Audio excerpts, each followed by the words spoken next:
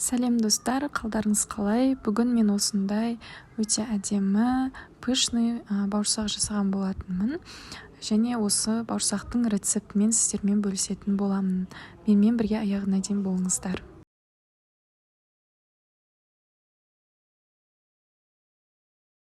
Бізге қажетті заттар: бірінші сүт қажет, қант, тұз, ұн, май және де осындай дрожж. Мен көбінесе осы юва дрожжын қолданамын, осы жақсы көтереді. Бірінші сүтімізге 1 шай қасық тұз және де қантты өздеріңіздің қалауларыңыз бойынша салыңыздар. Мен өте көп қылып саламын, сол кезде өте дәмді болып шығады. Примерно 4 қасықтай салдым, ас қасық.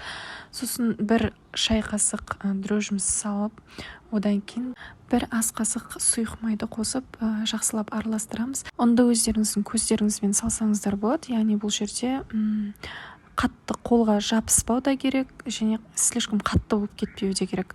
Осылайынан бетін жауып 1-2 сағатқа қойып қоямыз. Менің қамырым міне көтерілді.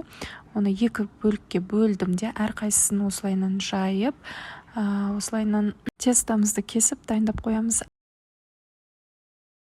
Осыны кесу барысында шұңғыл ыдысқа майды көбірек құйып ысытып қоямыз. Міне осылай бауырсағымызды пісіріп бастаймыз.